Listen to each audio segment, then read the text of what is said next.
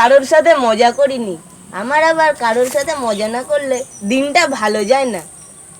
আরে ওই যে বোকা কুমিরটা না, যাই ওর সাথে একটু মজা করে আসি।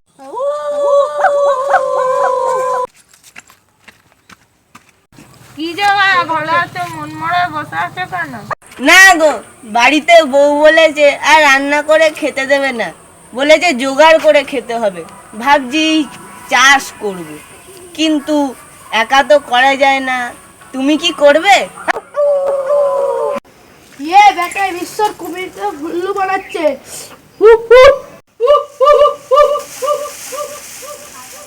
হ্যাঁ, চলো আলু চাষ করি। আমি উপরের অংশটা নেব, তুমি নিচের অংশটা নেবে।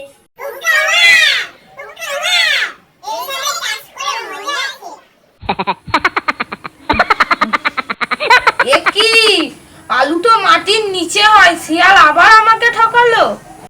কি ভাইয়া আমি প্রথমেই বুঝেছি শিয়াল তোমায় উল্লু বানাবে। চলো সিংহ আমার কাছে যাই।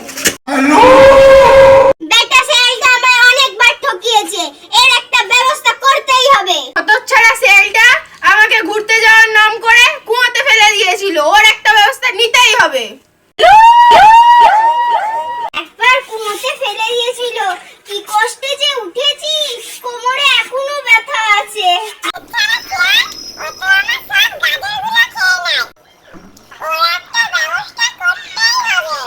চলো শেয়ালটাকে নিমন্ত্রণ করতে যাই সবাই মিলে। কি ব্যাপার, সবাই আমাকে নিমন্ত্রণ করছে কেন? কিছু একটা ব্যাপার আছে। আমার না খুব পেটে ব্যথা করছে, তাই তোমাদের নিমন্ত্রণ যেতে পারবো না। এই নাও, এই গিফটটা আমি তোমাদের জন্য এনেছি। আমি যাওয়ার পরেই কিন্তু খুলবে। ঠিক আছে, কাজ করো। হাই কপাল। আমাকে ধরা অত সহজ নয়, আমি শেয়াল পণ্ডিত।